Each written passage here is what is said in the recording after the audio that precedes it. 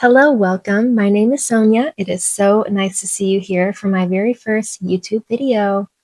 I am starting this channel because I have struck inspiration. I love to knit, and I have been wanting to document my knitting craft as well as just my overall love for fashion for a while. But I have finally worked up the courage to do so, and I have a very exciting project that I really want to share with you guys. But before we get into that, let me just kind of introduce myself. Like I said, my name is Sonya. My husband and I are based in the Midwest in the United States. And if you can't tell, I'm a little bit out of breath because I am 6 months pregnant. You might be thinking, it's a little wacky to start a YouTube channel at 6 months pregnant. You know, inspiration struck, and I said, if I don't start now, I never will. And I have this project that I'll share with you today that I'm calling Project Dream Hand Knit Capsule Wardrobe. Now, I don't have a time frame on this. Some people do, a year to create my perfect wardrobe, 6 months or season by season. But if you are a knitter, you know that the craft it's a long-term craft. And I don't like rushing it or putting too many deadlines on myself. So we're just doing it a little bit of an informal timeline and just kind of letting it ebb and flow as we go. But I thought I would start this channel to share with you my thought process, my plans, and how I execute this project. I was heavily inspired by another YouTuber to officially start this. She kind of inspired me to actually start documenting it, bite the bullet, and make my first YouTube video. So also apologies if I am not like the most comfortable in front of the camera.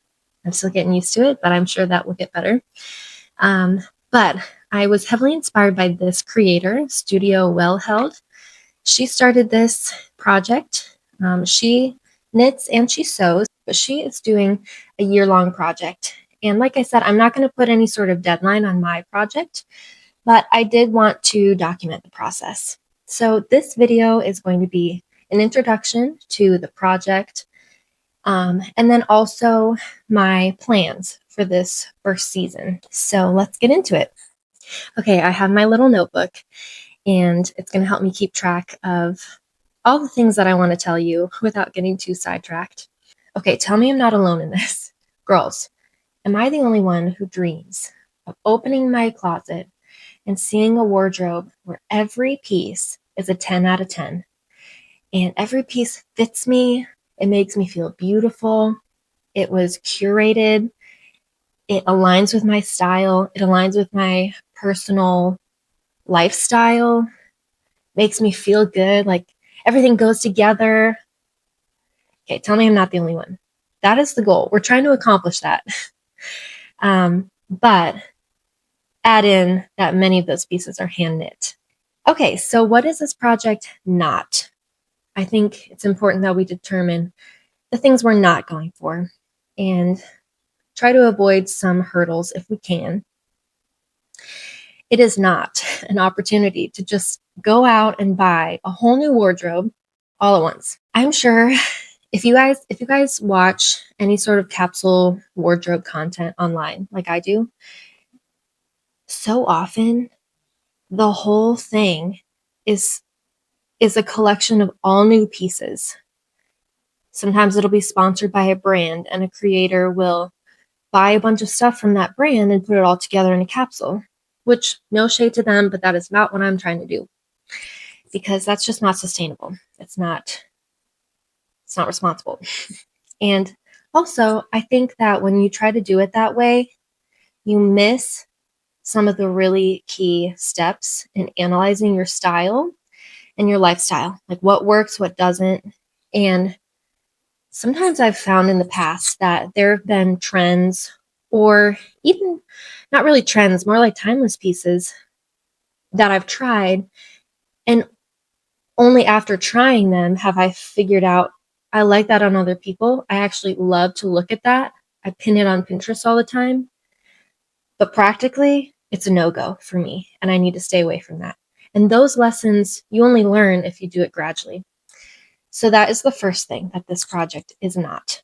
The second thing that this project is not is a fixed plan that cannot evolve or adapt. As I mentioned, I'm 6 months pregnant with our first child, and so my lifestyle is about to change dramatically. I don't think that just because I'm expecting a life change that I need to push off this project or refrain from doing something that I am really excited about and is a hobby that I love. I think that as long as I can just maintain a flexible mindset and allow this to evolve as my lifestyle evolves, then I think we're good to go. Okay, so let's talk about what this series is going to include on my channel, what you can expect. So this video that you're watching right now is going to be the first of the planning videos. So I'm going to break it up seasonally. I'm going to go over my inspiration, my knitting projects, and my to buy list, like my wish list for that season.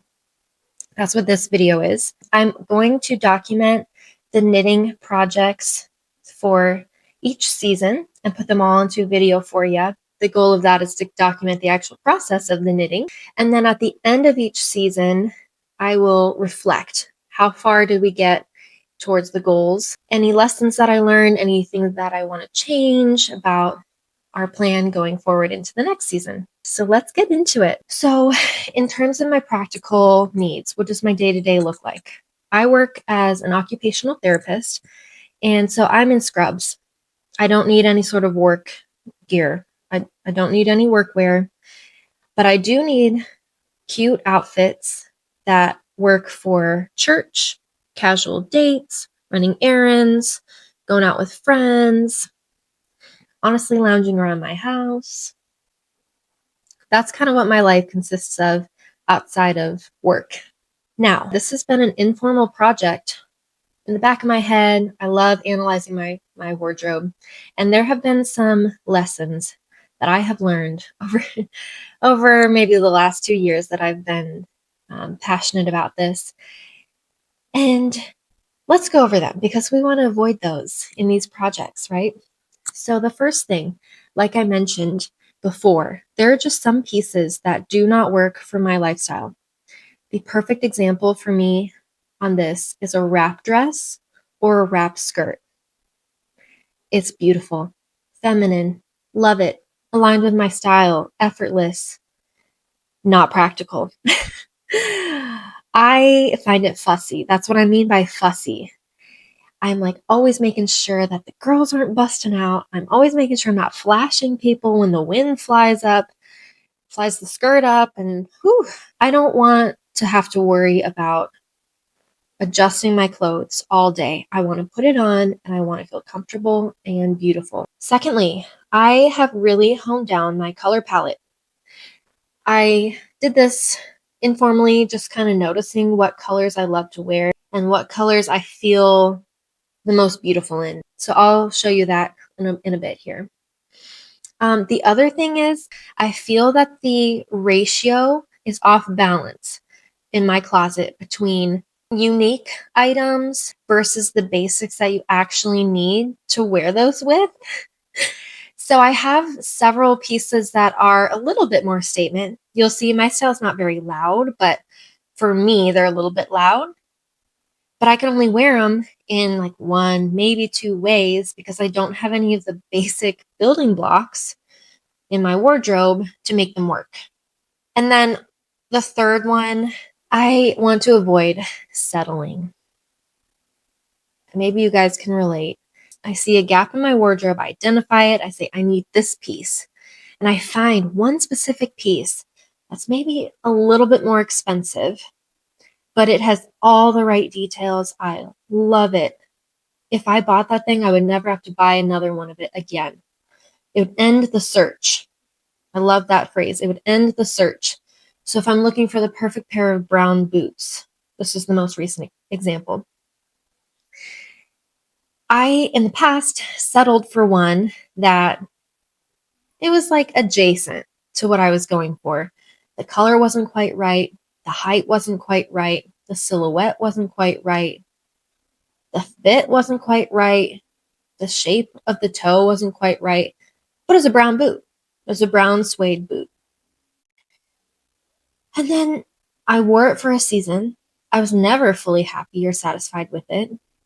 And then I went and bought another pair the next season that I thought was a little bit better. So, anyway, no settling. Because also what comes with settling is you usually also settle on the quality as well. Not only the look and aesthetics, but also the quality. And then it doesn't actually last in your wardrobe like you want it to. And you end up buying more and more and more. Repeat purchases. When you could have just bought it the one time. Finally, I am not going to adhere to other people's essentials. Every time, like 90% of the time that I watch any sort of capsule wardrobe content, it always has the same aesthetic. And it is not my aesthetic. Kind of has that urban chic, almost like workwear look. And they always tell you, you need a boxy white tee. You need a blazer. You need pleated trousers. You need a button down. I don't wear those things. I don't feel good in those things. They don't feel aligned to my style. So you'll see I have different essentials. For example, I'm wearing one today. This top is not a boxy white tee, but it is a white tee. But it has little frilly details and a tighter silhouette. Now, the fit is a little bit funky with my 6-month pregnant belly, but you get the point. So let's continue.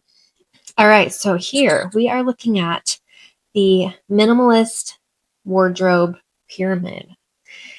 I got this from a creator called Ellie Richards. She's here on YouTube, and she is also a personal stylist, I think. And she just recently started her YouTube channel. I love her formula for putting together a capsule wardrobe. I will try to find her video and link it if I can down below, because she does a really great job of breaking down each tier and the thought process behind it and the purpose. But basically, the overall premise is that she has split it up into categories of items so that you get that perfect balance of those statement pieces and those basic building blocks. Because if you have too many basic building blocks, a capsule wardrobe feels uninspiring and bland and not even really aligned with your personal style. It's just styleless. But if you have too many statement items, it's not as versatile because you don't have enough basic pieces to style those statements in many, many ways. You can see on the bottom it says 1 to 2 pieces act as your second skin. That's like your fail-safe outfit. Tier 2. This is the biggest tier. These are those basic items, like really basic. I would put this in that category. Now, it's a basic white tee. It does still have some personality, but it's basic enough that it can pretty much go with anything. Personality basics, what I'll be treating that category as, is those are still pretty basic, but there's a little bit more uniqueness to it. They're still very versatile. You could easily pair it with a lot of the other pieces in that personality basics tier. Also, everything in the capsule item tier 2. And of course, that first tier. Then the top tier, that dopamine hit pieces, those are the ones that are like statement. They don't have to be versatile because you already have all these pieces that are versatile. And now you can have this piece that feels so you, like uniquely your style, and injects some, just style into your wardrobe without having to buy a million pieces. So let's get into my inspiration. Here is my inspiration. I'll put it on the board. What are we seeing? We're seeing lots of medium and dark wash denim. We're seeing a couple repeated cropped fur coats with a beautiful mohair lace knit scarf. We see simple outfits, but with interesting accessories. Let's talk about the outfit formulas that we're seeing. We're seeing pullover sweaters worn with jeans and boots, pullover sweaters with midi skirts and tall boots, cardigans with a white shirt underneath, pullover sweater with a mini skirt and tall boots. So those are going to be some things I keep in mind as we go into the planning portion of this little capsule project. I'll put on screen here, this is my color palette. And this is my all year round color palette. It does not change between the seasons. I might lean into certain colors in different seasons, but I find that a lot of my pieces, spring, winter, and fall, they all kind of can interchange between those three seasons, and a lot of them overlap. So I just stick to one color palette. These are the colors I love to wear. These are the colors that feel beautiful to me, and I love every combination of these colors. They all go together and none of them clash, and that really helps with the versatility of my wardrobe. All right, so we're going to fill in our tiers. So my first tier, that's that second skin. That's your fail-safe outfit. For me, dark denim and this blouse from Cezanne. It is basically a white t-shirt and jeans, but you can see the blouse is a little bit nicer than a white t-shirt. It's more feminine. I love feminine yet simple style where the details are just a little bit enhanced. I love a simple piece where the closer you get, the more details you notice. I will say right off the bat, there is a caveat. I cannot fit into several of my pieces right now, but we're just going to plan as if I'm not pregnant because this is the forever capsule. This is supposed to last for years. My goal with purchases and especially with knitting is to have items in my wardrobe that will last for at least 5, if not 10 years. Tier 2, these are these basics. So you'll see there aren't really any colors here. We stuck with all the neutrals in this category.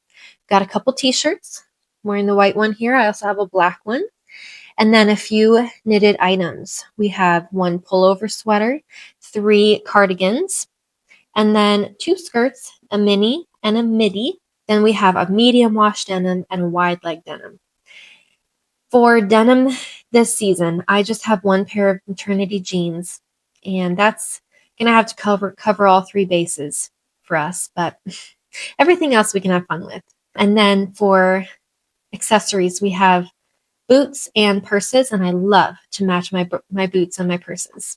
Personality basics, here comes the color. Pink.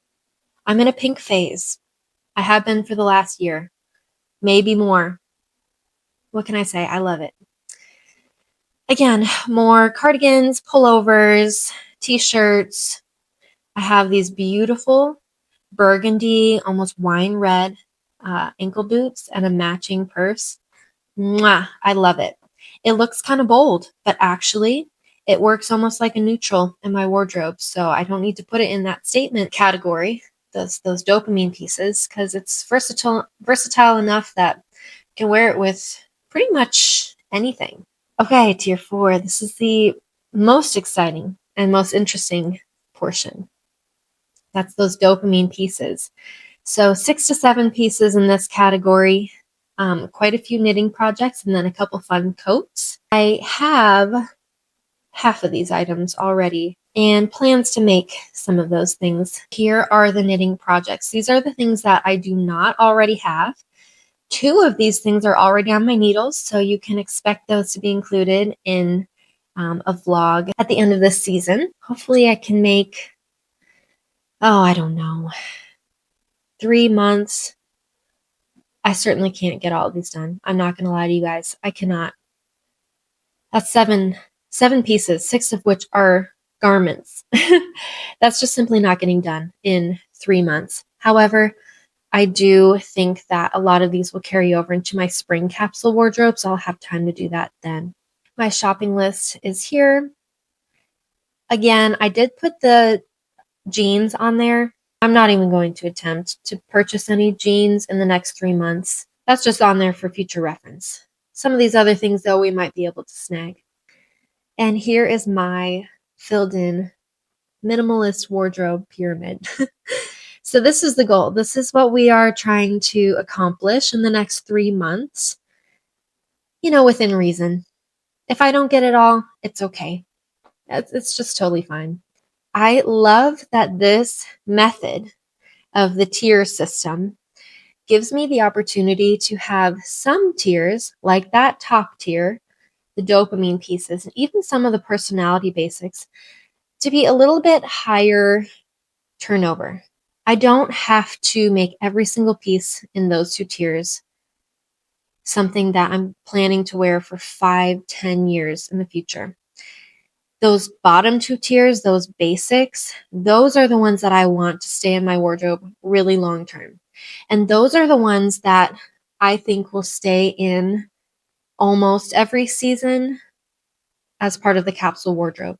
So within my capsule wardrobe, I'm going to have a subsection that is like a forever year-round capsule wardrobe with a little bit of tweaking here and there to match the seasons. But that is kind of my game plan for that. I think that'll work out. We'll kind of see. This is all a little bit of an experiment. So I hope that you guys are excited about this like I am. Of course, I want to document it for you. And of course, put an emphasis on the knitting. I'd say this channel, I intended to be mostly knitting inspired, but also some fashion content as well. But yes, so thank you so much for watching. I am so pumped. I truly cannot wait to have you guys join me on this and have somebody to talk about all of this with, because my poor husband, I swear I restrict myself. I could talk to him for hours and hours and hours, and bless his heart, he does sit through a good bit of yapping on this topic from me. But I'm excited to put it in video form and really flesh out my thoughts and bring you guys along. So I really hope that you stick around, and I look forward to seeing you in the next video. And let me know if there's anything about this project that you would like me to include that I didn't mention that I plan to include. I would love any sort of suggestions from you. Please also let me know if the quality of this is good. I bought myself a little microphone, like a fancy YouTuber. So let me know if the sound is good. Let me know if the lighting is good. Our apartment is pretty dark, so I'm doing the best I can. And it's daylight savings, so it gets dark really fast. But I'm doing the best I can. So I would love any constructive feedback from you guys. And just can't wait to create a little community here where we can just talk about our wardrobes. All right. See you in the next one. Bye.